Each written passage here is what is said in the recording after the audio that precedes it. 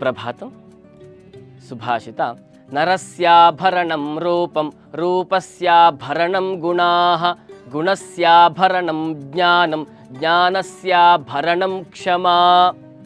ಅರ್ಥ, ನರಸ್ಯ ಆಭರಣಂ, ಒಬ್ಬ ಮನುಷ್ಯ ಅಂತ ಅನಿಸಿಕೊಂಡಿದ್ದಾನೆಂದರೆ ಅವನಿಗೆ ಆಭರಣ ಯಾವುದು? ಬೈ ಬರ್ತ್ ಅವನಿಗಿರ್ತಕ್ಕಂತಹ ಆರ್ನಮೆಂಟ್ ಅಥವಾ ಆಭರಣ ಅಂತಂದರೆ ಯಾವುದಂದರೆ ಅದು ರೂಪ.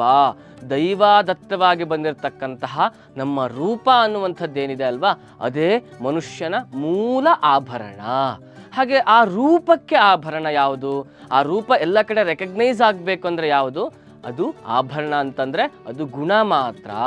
ನಮ್ಮ ಗುಣ ಚೆನ್ನಾಗಿದ್ದರೆ ಆವಾಗ ಮಾತ್ರ ಆ ರೂಪಕ್ಕೆ ಆ ವ್ಯಾಲ್ಯೂ ಅನ್ನುವಂಥದ್ದು ಬರುತ್ತೆ.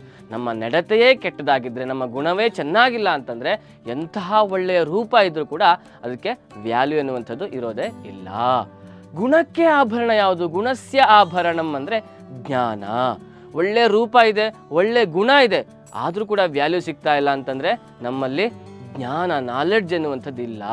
ಜ್ಞಾನ ಇದ್ದರೆ ಮಾತ್ರ ಆ ಗುಣಕ್ಕೂ ಒಂದು ರೆಕಗ್ನೈಸೇಷನ್ ಎನ್ನುವಂಥದ್ದು ಸಿಗತ್ತೆ.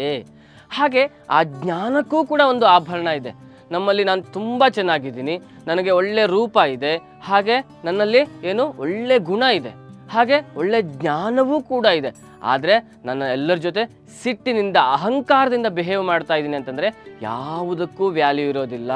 ಆ ಜ್ಞಾನಕ್ಕೆ, ಆ ನಾಲೆಡ್ಜ್ಗೆ ವ್ಯಾಲ್ಯೂ ಬರಬೇಕು ಅಂತಂದರೆ ಒಳ್ಳೆಯ ಕ್ಷಮಾ ಗುಣ ಇರಬೇಕು. ಎಲ್ಲರನ್ನ ಕೂಡ ಕ್ಷಮಿಸುವಂತಹ ಗುಣ ಇದ್ದರೆ ಮಾತ್ರ ನಾಲೆಡ್ಜ್ಗೆ ಬೆಲೆ. ಒಳ್ಳೆ ನಾಲೆಡ್ಜ್ ಇದ್ದರೆ ಗುಣಕ್ಕೆ ಬೆಲೆ, ಒಳ್ಳೆ ಗುಣ ಇದ್ದರೆ ರೂಪಕ್ಕೆ ಬೆಲೆ. ಧನ್ಯವಾದ.